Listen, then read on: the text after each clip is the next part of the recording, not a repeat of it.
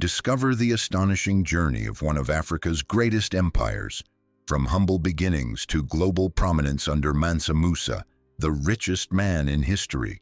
Experience his legendary pilgrimage, uncover how gold reshaped economies, and witness the internal and external forces that led to the empire's downfall. A breathtaking historical narrative you won't believe is real. Imagine a man so rich his presence crashed economies, not through war but by spending gold, mountains of it. This was Mansa Musa, emperor of the Mali Empire and quite possibly the richest person in history. But how did he gain such staggering wealth, and why has his name nearly vanished from the pages of global history? The Mali Empire once stood as a titan of trade, power, and culture in West Africa. At its height, it was bursting with gold, influence, and ambition. Yet today, it remains largely forgotten outside of textbooks and dusty archives. Why has such a monumental story been overlooked? In this video, we'll unravel the captivating tale of Mali, from its rise out of the fallen Ghana Empire to its dazzling golden age under Mansa Musa, and ultimately to its fall. You'll discover how salt and gold built an empire, how a pilgrimage disrupted global economies, and how Timbuktu became a beacon of scholarship. So how did Mali become one of the greatest empires in African history? What made Mansa Musa's wealth legendary? And most intriguingly, how did it all vanish? Stick around, because this story just might change everything you thought you knew about world history. Long before Mali rose to power, West Africa was already humming with commerce, culture, and kingdoms.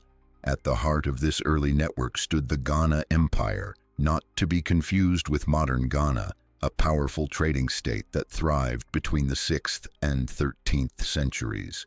Ghana controlled vital trade routes, primarily dealing in gold and salt, two commodities that would continue to shape the future of West Africa.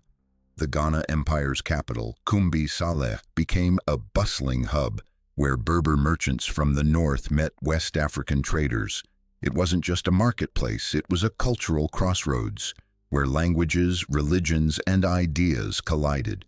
Its wealth came from taxing trade, and its rulers maintained power through a strong army and centralized control. But even mighty empires are not immune to time. Ghana eventually fell victim to internal divisions, drought, over-reliance on trade, and mounting pressure from the Almoravid invasions of the 11th century.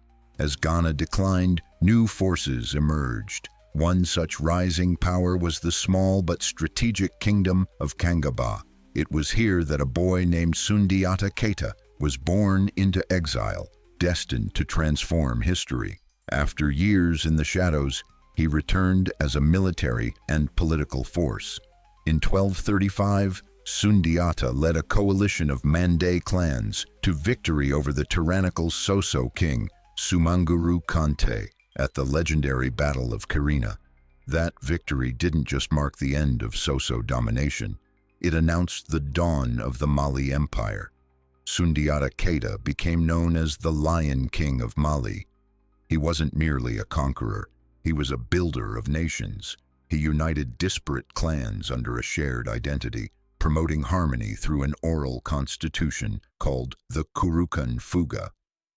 This charter established rules for governance, social organization, land distribution, and justice, a medieval African constitution centuries ahead of its time. Cultural preservation was also central to Mali's foundation. Griots, the empire's oral historians, played a vital role in preserving lineage, law, and heroic tales. The Epic of Sundiata, passed down through generations, remains one of Africa's most treasured literary traditions. It's not just history, it's a living memory that binds identity and legacy together. Geography also favored Mali's ascent. Positioned between the goldfields of Bambouk and Bouré to the south and the Saharan trade routes to the north, Mali became the beating heart of commerce. Salt, gold, ivory, cola nuts, and enslaved people flowed through its cities, enriching the empire and connecting it to North Africa, the Middle East, and beyond. Another crucial pillar was religion. Mali's early embrace of Islam linked it to the vast Islamic world, opening doors to scholars, architects, and trade networks.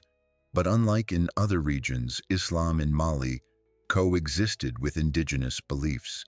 This syncretism allowed Mali to maintain stability and cultural identity while still benefiting from the global Islamic connection. From the ashes of Ghana, Mali didn't just rise, it roared into existence. With strong leadership, strategic geography, cultural brilliance, and an evolving legal system, the foundations were set. What began as a regional power would soon become a global legend that redefined what an African empire could be. With its foundations firmly laid by Sundiata Keita, the Mali Empire was poised to ascend into one of the greatest powers of the medieval world. But its rise wasn't just due to military conquest or good fortune. It was built on the steady, glittering flow of gold and salt.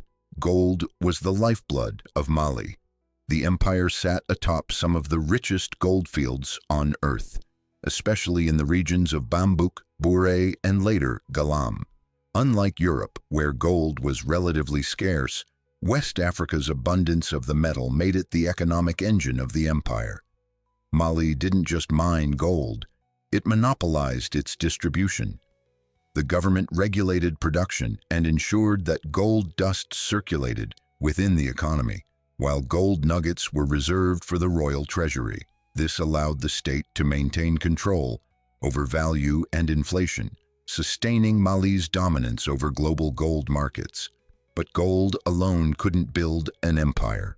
Salt, incredibly valuable for preserving food and vital for health in the hot climate, was equally crucial. Northern traders brought slabs of salt across the Sahara in camel caravans, often exchanging them pound for pound with gold. The city of Tagaza, located deep in the desert, became one of Mali's key salt centers, and its importance rivaled that of the gold mines themselves. The salt trade also helped foster interdependence between Mali and the Berber and Arab merchants from the north, further solidifying diplomatic and commercial ties. Trade was the artery through which this wealth flowed. Mali's cities, especially Niani, Gao, and later Timbuktu, became vibrant marketplaces. Merchants from North Africa, the Middle East, and even parts of Europe arrived to trade not only goods, but also ideas, cultures, and languages. The Niger River served as a vital transportation route, making internal trade between agricultural regions and market cities efficient and profitable. Niani, the capital, evolved into a political and commercial nerve center. Timbuktu, though still growing, was already gaining recognition as a place of learning and trade. The empire's economy thrived on more than just minerals. Ivory, cola nuts, leather, textiles, grains, and enslaved people also contributed to Mali's wealth. Agricultural productivity was high due to the fertile riverbanks and an organized system of tribute from regional governors. Local chiefs, known as farbas, collected taxes and sent a portion to the emperor, creating a consistent stream of revenue. Tribute was often paid in goods rather than currency, enriching the imperial stores and supporting redistribution across the empire. Mali's administration was remarkably advanced for its time. It was a decentralized system where the emperor retained ultimate authority but allowed local leaders to manage daily affairs. This balance maintained order across vast distances and diverse ethnic groups. The emperor, or Mansa, appointed judges, military leaders, and governors to enforce laws and collect taxes. Loyalty was rewarded with privileges. Disloyalty brought swift retribution. This administrative model allowed for effective governance over a vast and culturally rich territory. Religion further cemented Mali's unity. Islam had already taken root under Sundiata, but it gained momentum during the empire's ascent. Mosques were built in cities and rural areas alike, and Quranic schools emerged to educate the elite. Islam became both a spiritual guide and a diplomatic tool, linking Mali to the wider Muslim world. Pilgrims, merchants, and scholars began flowing into the empire, attracted by its wealth and intellectual promise. But traditional beliefs remained important. Mali's people didn't abandon their ancestral gods overnight. Instead, a unique blend of Islam and indigenous traditions created a rich spiritual tapestry. This syncretism allowed for cohesion across regions and classes, reinforcing the empire's resilience. Ancestor worship, divination, and sacred rituals remained deeply woven into everyday life, even as Arabic script and Islamic law gained prominence. Culturally, Mali was blossoming. Music, poetry, oral storytelling, and visual arts flourished. Griots continued their central role, preserving history and educating the next generation. Artisans and craftsmen gained prestige for their work in goldsmithing, architecture, and textiles, producing goods admired across the continent. Architectural innovations, including adobe mosques with wooden scaffolding, began to define the skyline of Mali's urban centers. As Mali expanded, its influence stretched across a massive swath of West Africa, touching the Atlantic coast to the west and brushing the edges of the Sahara to the north. Tribute flowed in from vassal states and caravans flowed out, heavy with gold, salt, and stories of a magnificent empire. Foreign chroniclers such as Ibn Battuta and Al-Umari began to take notice, spreading tales of Mali's vast wealth and order. This was Mali in its ascent, powerful, prosperous, and increasingly interconnected with the outside world. It was laying the groundwork for its most iconic moment yet, a golden pilgrimage that would immortalize its name in global memory. The name Mansa Musa conjures images of gold-laden caravans, architectural marvels, and a reign so prosperous that it shook economies across continents. But before the legend, there was a leader, a man whose rise to power marked the beginning of Mali's golden age. Mansa Musa, also known as Musa Aran of Mali, ascended to the throne around 1312, likely after the disappearance of his predecessor, Mansa Abubakari II. According to tradition, Abubakari embarked on a daring voyage across the Atlantic Ocean, entrusting the throne to Musa, who served as his deputy. When Abubakari failed to return, Musa assumed full power. What followed was one of the most extraordinary reigns in world history. Musa inherited a wealthy empire, but he didn't rest on its riches. He expanded Mali's territory dramatically, absorbing cities like Gao and Walata, and extending Mali's reach to the Atlantic coast in the west and deep into the Niger Bend in the east. This wasn't expansion for the sake of ego. It was strategic. By controlling major trade hubs, Musa secured his empire's dominance over the trans-Saharan trade, ensuring an uninterrupted flow of gold, salt, ivory, and other valuable goods. One of Musa's most astute political moves was to solidify central authority while respecting local autonomy. He appointed trustworthy governors, often from noble families loyal to his rule, who acted as his representatives in distant regions. This decentralized system allowed the empire to manage its vast lands efficiently, reducing internal dissent and increasing administrative stability. Under Mansa Musa, the Mali Empire became a beacon of governance and organization. Tax systems were improved, trade regulations tightened, and military defenses bolstered. The empire's laws, grounded in both Mandé tradition and Islamic Sharia, struck a balance between indigenous heritage and global diplomacy. This duality earned Mali respect both at home and abroad. Religion played a central role in Musa's reign. A devout Muslim, he embarked on mosque-building campaigns that transformed the spiritual landscape of Mali. Dozens of mosques rose across the empire, including the Djinguereber Mosque in Timbuktu, constructed with the help of architects from Cairo. Islamic scholars, jurists, and teachers were invited to settle in Mali, creating an intellectual climate that rivaled that of Cairo or Baghdad. Education flourished. Musa sponsored Quranic schools and libraries, ensuring that young elites were well-versed in both Islamic and local traditions. In cities like Timbuktu and Niani, these centers of learning attracted students and scholars from across Africa and the Islamic world. Books became a luxury item, traded like precious metals. Manuscripts on astronomy, law, medicine, and philosophy were meticulously copied and preserved, some of which survive to this day in private collections and dusty archives. Beyond faith and education, Mansa Musa understood the power of image and architecture. He invested heavily in urban development, commissioning palaces, administrative buildings, roads, and bridges. Niani was transformed into a grand capital, and Timbuktu began its rise as a cultural and scholarly metropolis. Through these public works, Musa projected Mali's power, not just in wealth, but in vision. He was also a generous patron of the arts. Artisans and craftsmen thrived under his rule, producing exquisite gold jewelry, textiles, manuscripts, and ornamental architecture.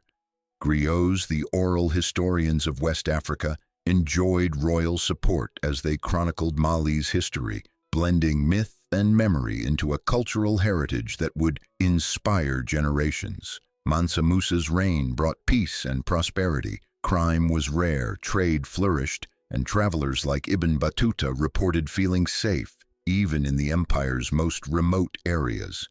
Infrastructure improved, markets boomed, and Mali's name echoed in courts far beyond Africa's borders. Diplomatic relations were another pillar of Musa's strategy. He maintained active correspondence and gift exchanges with rulers in Egypt, Morocco, and the Middle East.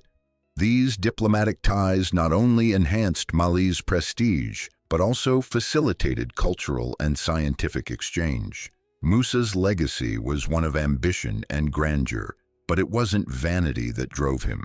He envisioned Mali not merely as a commercial empire, but as a moral and intellectual leader in the Muslim world. And to cement this vision, he planned the most audacious act of his rule, a pilgrimage to Mecca that would stun the medieval world and etch his name into global memory forever. That journey would soon reveal not only the vast riches of Mali, but also the immense reach of Mansa Musa's dream for his people and his empire. In 1324, Mansa Musa set out on the Hajj, the Islamic pilgrimage to Mecca. But this wasn't an ordinary journey of faith. It was a spectacle of wealth, a political declaration, and an economic disruption wrapped into one. More than just a devout act, it was a carefully orchestrated demonstration of power that would transform global perceptions of Mali and immortalize Mansa Musa's name in history. The scale of the journey was staggering. Musa didn't travel alone or quietly. According to contemporary Arab historians like al-Umari and Ibn Khaldun, he was accompanied by a caravan of 60,000 men, including thousands of soldiers, officials, servants, and slaves. Among them were 12,000 enslaved individuals dressed in fine silks, each reportedly carrying a gold bar. He brought with him 80 to 100 camels, each said to be loaded with over 300 pounds of gold dust. In today's terms, this would be a multi-billion-dollar procession moving through the desert. The procession stretched for miles, a golden river flowing across the Sahara. The journey took Musa through the hostile desert, through trade cities like Walata and Tagaza, and eventually into Cairo. It was in Cairo that the world truly witnessed the magnificence of Mali. His arrival sent shockwaves through the city. Egyptian officials were stunned by the opulence of his entourage and the generosity of their leader. Musa distributed gold with a generosity that was both dazzling and destabilizing. He gave to the poor, to scholars, to merchants, He funded the construction of mosques and schools, but the sheer volume of gold entering circulation in Cairo caused rapid inflation. The price of goods skyrocketed, and the Egyptian economy was disrupted for over a decade. This remains the only instance in recorded history where one man's actions directly caused a regional economic collapse due to generosity. But Musa's pilgrimage wasn't just about giving, it was about connecting. He met with the Mamluk Sultan of Egypt, forging important diplomatic ties. He exchanged gifts, knowledge, and ideas. These interactions enhanced Mali's reputation in the Islamic world and positioned it as an equal among the great Islamic states of the time. He also brought something back: talent. In his travels, Musa recruited scholars, artists, and architects to return with him to Mali. Among the most famous was Abu Ishaq al-Sahili, a Spanish Andalusian architect and poet who introduced sophisticated North African styles to Mali. Al-Sahili is credited with designing some of Mali's most iconic buildings, including the Jinguereber Mosque in Timbuktu. Through this fusion of cultures, Mali underwent an architectural renaissance. New mosques and madrasas sprang up across the empire, many blending Saharan, Islamic, and indigenous styles. These buildings weren't just places of worship or learning. They were symbols of Mali's rising cultural and intellectual status. The journey also redefined geography. Until then, much of sub-Saharan Africa was a blank space on European and Middle Eastern maps. But after the tales of Musa's gold-laden caravan spread, Mali began to appear on world charts. The 1375 Catalan Atlas, one of the most important medieval maps, depicts Mansa Musa seated on a throne in West Africa, crowned in gold and holding a golden orb. For the first time, Europe recognized a West African empire as a global power. The economic impact of Musa's Hajj also had ripple effects across trade networks. North African merchants, now aware of Mali's boundless wealth, intensified their commercial ties. Timbuktu, already a hub of trade, began to flourish as a scholarly and spiritual capital. Mali's gold was now known and sought after by traders in Cairo, Damascus, and even Venice. Religiously, the Hajj solidified Mansa Musa's piety and enhanced the Islamic credentials of his rule. In a time when Islam was both a faith and a framework for global diplomacy, this pilgrimage sent a clear message. Mali was not just wealthy, it was righteous, learned, and devout. The empire's integration into the wider Muslim world accelerated, with scholars visiting from across the Middle East and Africa. Musa's actions during the Hajj had internal effects too. His generosity elevated the prestige of Islam within Mali, encouraging conversion and the establishment of more Islamic schools. Yet he also allowed local traditions to flourish. This delicate balance between orthodoxy and cultural autonomy helped maintain unity within the diverse empire. For the people of Mali, Musa's return from Mecca was more than just the homecoming of a ruler. It was a shift in identity. The empire had been transformed, now more connected, admired, and influential than ever. Musa's subjects saw not only a man who gave away gold, but a leader who brought back wisdom, vision, and global stature. Politically, the pilgrimage reinforced Musa's legitimacy. In the medieval Islamic world, the Hajj was more than a religious duty. It was a diplomatic mission, a sign of wealth, order, and leadership. By completing it in such magnificent fashion, Musa demonstrated control over a stable empire capable of supporting such an ambitious endeavor. His return to Mali marked the beginning of a new era, one where the empire stood at the center of Islamic learning, commerce, and culture. Timbuktu's rise would soon reach its peak, and Musa's reforms would influence generations of rulers. In short, Mansa Musa's pilgrimage was a singular event in world history. It altered economies, redrew maps, strengthened diplomatic ties, and elevated an African empire onto the global stage. And while gold may have caught the world's eye, it was the wisdom, ambition, and leadership of Mansa Musa that truly dazzled. This wasn't just a trip to Mecca, it was the moment the world turned to see Mali. Timbuktu. The name alone evokes mystery, wonder, and legend. But during the golden age of the Mali Empire, Timbuktu was more than just a mythical destination. It was the intellectual and spiritual heartbeat of West Africa, a city that radiated learning and culture from the sands of the Sahel. Nestled near the Niger River at the edge of the Sahara, Timbuktu began as a seasonal settlement for Tuareg nomads. Its position at the crossroads of major trans-Saharan trade routes turned it into a commercial hub. Caravans arrived carrying salt from the north, gold and ivory from the south, and knowledge from across the Islamic world. By the time of Mansa Musa, the city had evolved into one of the most important urban centers in Africa.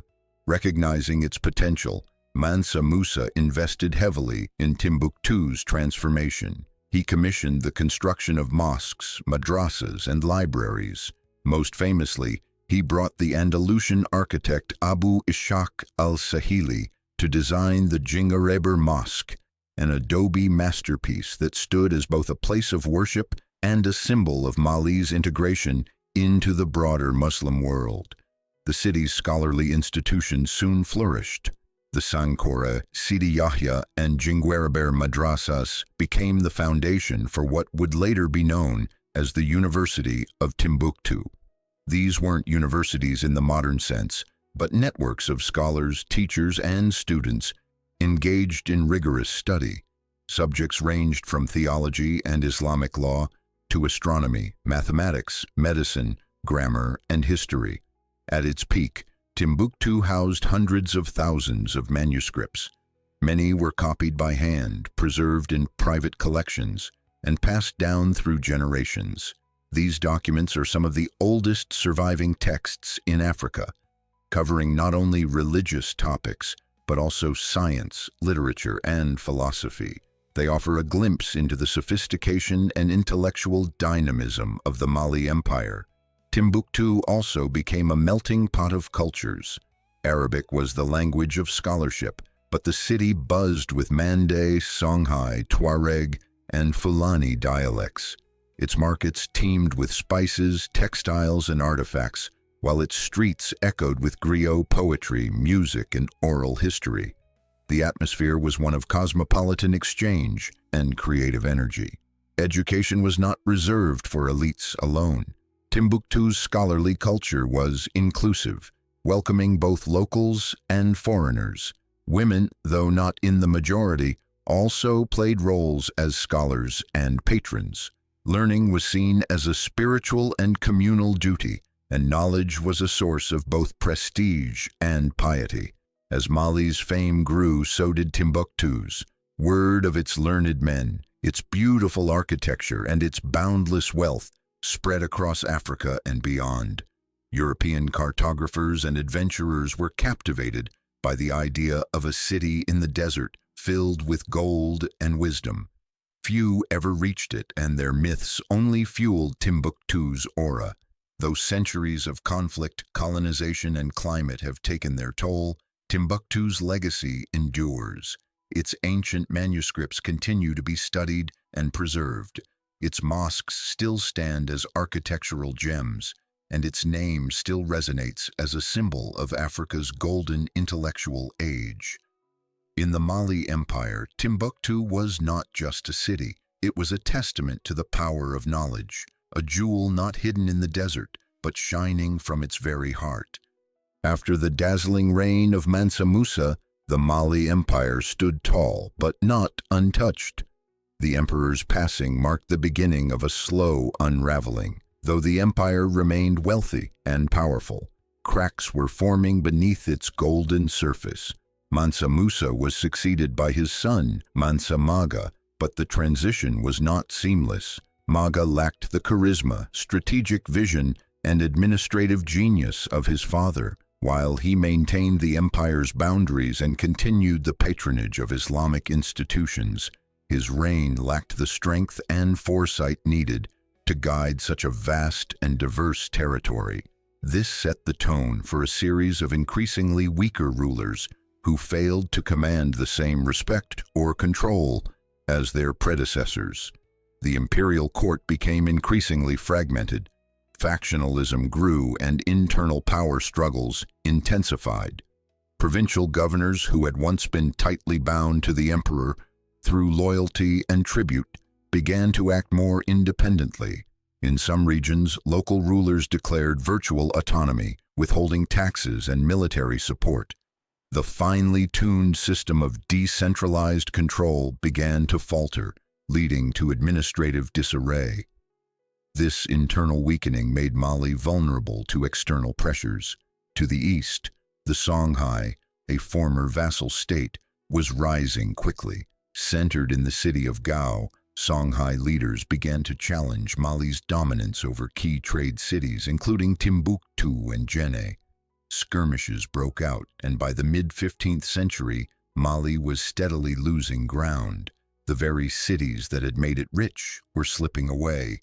Trade, the empire's lifeblood, also began to shift. The Atlantic coast was growing in importance as Portuguese explorers established new maritime trade routes. Goods that once moved overland through Mali now bypassed its borders entirely. With fewer caravans passing through, cities like Niani and Timbuktu lost their strategic edge. The empire's treasury, once overflowing with gold and salt revenues, began to shrink.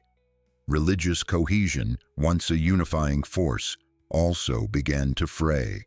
While Islam had taken firm root in urban centers, rural areas and peripheral regions continued practicing traditional religions. Some rulers attempted to enforce Islamic orthodoxy, alienating populations who had embraced a blended spiritual identity. This religious tension created further divisions and occasional uprisings, weakening internal unity. Compounding all of this was the empire's sheer size. Mali had grown so large that communication and military coordination became increasingly difficult.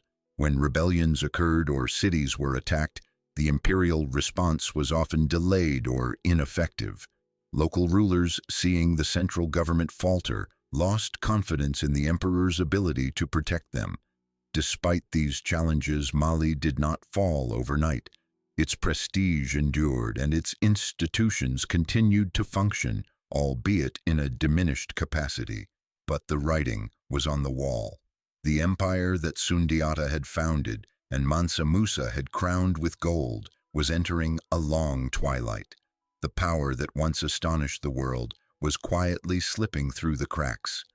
The Golden Empire had begun to fade, not with a cataclysm, but with the slow erosion of unity, wealth, and will.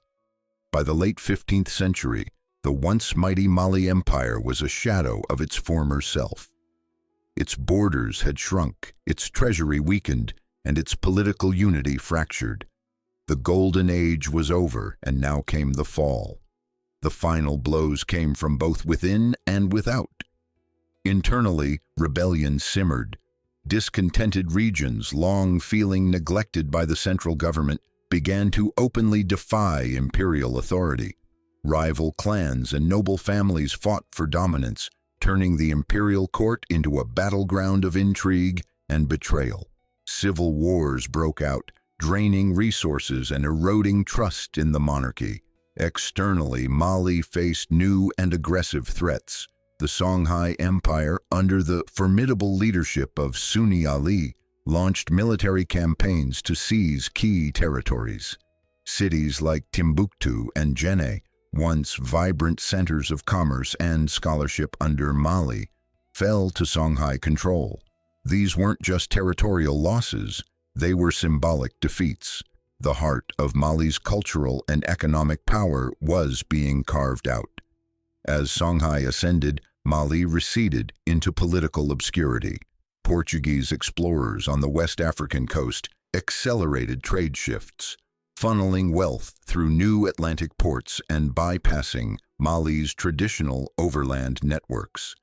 The trans-Saharan caravans that had sustained the empire's wealth diminished, and with them, the revenue that had once supported its armies, bureaucracy, and scholars. Environmental factors also played a role. Periodic droughts and changing climate patterns reduced agricultural productivity, increasing famine and migration pressures. Rural populations became harder to govern and easier to lose. In the end, Mali didn't collapse in a single dramatic event. It eroded, piece by piece, city by city, until only fragments remained. By the early 17th century, the empire had splintered into small competing kingdoms. Its vast legacy faded into memory, but even in decline, Mali's story didn't end. Its influence lived on in its successors, its scholars, its architecture, and in the legend of a king who once flooded the world with gold.